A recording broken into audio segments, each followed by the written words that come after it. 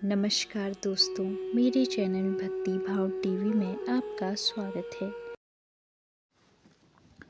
तो दोस्तों, आज की इस वीडियो में मैं आपको बताने वाली हूँ, एक बार माता सीता ने चंडी रूप क्यों धारण किया था। ये कहानी तब की है जब भगवान श्री राम राजसभा में बैठे थे। उसी समय विभीषण वहां पहुंचे। वे बहुत भयभीत और हड़बड़ाए हुए लग रहे थे। सभा में प्रवेश करते ही वे कहने लगे, हे राम, मुझे बचा लो। कुंभकर्ण का पुत्र मूलकासुर उत्पात मचा रहा है। अब ऐसा लगता है कि न तो लंका बचेगी और न ही मेरा राज्य। प्रभु श्री राम के सांत्वना देने तथा उन्हें संपूर्ण वृतांत बताने पर विभीषण ने बताया कि कुंभकर्ण का पुत्र मूल नक्षत्र में उत्पन्न हुआ था, इसीलिए उसका नाम मूलकासुर रखा गया। अभागे कुंभकर्ण ने उसे वन में फेंक दिया था। मूलकासुर को वन में मधुमक्खियों ने पाला। जब मूलकासुर बड़ा हुआ तो उसने घोर तपस्या करके भगवान ब्रह्मा को प्रसन्न किया। अब उनके द्वारा दिए गए वरदान तथा शक्ति का बखान करते हुए उसने भयंकर उत्पात मचा रखा है। जब उसे वन में पता चलता है कि आपने उसके कुल का नाश करके लंका पर विजय प्राप्त कर ली है तथा राज्य मुझे सौंप दिया है, तो वह क्रोधित होता है। प्रभु, आपके द्वारा मुझे राजगद्दी सौंपने के कुछ ही दिनों बाद वह पाताल वासियों के साथ लंका पहुंचा और मुझ पर आक्रमण कर दिया। मैंने 6 महीने तक युद्ध किया, लेकिन ब्रह्मा जी के वरदान ने उसे इतना शक्तिशाली बना दिया था कि मुझे भागना पड़ा और किसी तरह सुरंग के रास्ते बचकर अपने पुत्र, मंत्रियों और पत्नी के साथ यहाँ पहुँचा। उसने कहा, पहले मैं विश्वासघाती जासूस विभीषण को मारूंगा और फिर अपने पिता की हत्या करने वाले राम को भी मारूंगा। वह आपके पास भी आता होगा। समय कम है। लंका और अयोध्या दोनों खतरे में हैं। जो भी उचित समझो तुरंत करो। भक्त की पुकार सुनकर श्री राम जी हनुमान और लक्ष्मण सहित सेना तैयार करके तुरंत पुष्पक वाहन पर सवार होकर लंका की ओर चल पड़े। जब मूलकासुर को श्री रामचंद्र के आगमन की जानकारी मिली तो वह भी अपनी सेना लेकर युद्ध करने के लिए लंका के बाहर आ गया। भयंकर युद्ध छिड़ गया। 7 दिनों तक भीषण युद्ध चलता रहा। मूलकासुर अकेले ही भगवान श्री राम की सेना पर भारी पड़ रहा था। अयोध्या से सुमंत्र आदि सभी मंत्री भी आ गए। हनुमान जी संजीवनी लाकर वानरों, भालुओं और मानव सेना को पुनर्जीवित कर रहे थे, लेकिन सब कुछ होते हुए भी युद्ध का परिणाम उनके पक्ष में नहीं दिख रहा था। भगवान भी चिंतित थे।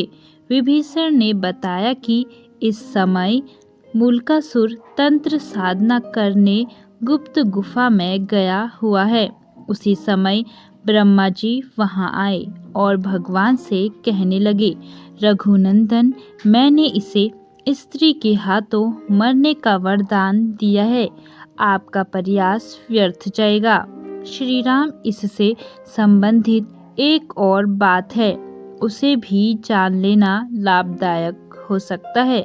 जब लंका युद्ध में उनके भाई मारे गए तो एक दिन उन्होंने ऋषियों के बीच दुखी होकर कहा, चंडी सीता के कारण मेरा पूरा कुल नष्ट हो गया। इस पर एक ऋषि ने क्रोधित होकर उन्हें श्राप दे दिया, दुष्ट, जिस सीता को तूने चंडी कहा है वही तेरी जान लेगी। ऋषि का इतना कहना था कि वह उन्हें खा गया और बाकी ऋषिगण उसके भय से चुपचाप खिसक गए। अतः हे राम, अब और कोई उपाय नहीं है। अब सीता ही उसका वध कर सकती है। तुम उसे यहाँ बुलाओ और उसका वध करवा दो। यह कहकर ब्रह्मा जी चले गए। प्रभु श्री राम ने तुरंत हनुमान जी और गरुड़ को पुष्पक विमान से सीता जी को लाने के लिए भेजा। इधर सीता देवी देवताओं से प्रार्थना करती, तुलसी, शिवमूर्ति, पीपल आदि की परिक्रमा करती, ब्राह्मणों से पाठ रुद्रीय का जाप कराती, दुर्गा जी की पूजा करती कि विजय श्री राम शीघ्र लौटे। तभी गरुड़ और हनुमान जी उनके पास आ पहुँचे। सीता जी अपने पति का संदेश सुनकर तुरंत वहां से चली गई। भगवान श्री राम ने उन्हें मूलकासुर के बारे में सब कुछ बताया। तब देवी सीता क्रोधित हो गई। उसके शरीर से एक और राक्षसी शक्ति निकली। उसकी आवाज बहुत भयानक थी।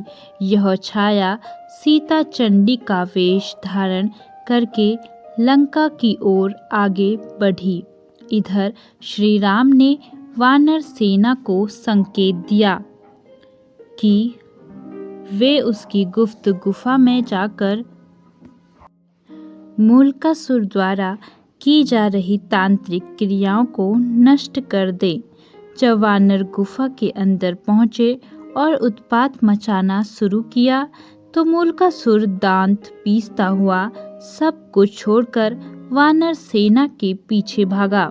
जल्दबाजी में उसका मुकुट गिर गया। फिर भी भागता हुआ वह युद्ध भूमि में आ गया। युद्ध भूमि में सीता को देखकर मूलकासुर ने दहाड़ते हुए कहा, तू कौन है? अभी भाग जा। मैं स्त्रियों पर पुरुषत्व नहीं छोपता। छाया सीता ने भी उग्र स्वर में कहा, मैं तुम्हारी मृत्यु चंडी हूँ। तुमने मेरा पक्ष लेने वाले ऋषियों और ब्राह्मणों को खा लिया था। अब मैं तुम्हें मारकर बदला लूंगी। यह कहते हुए छाया सीता ने मूलकासुर पर 5 बाण चलाए। मूलकासुर ने भी जवाब में बाण चलाए।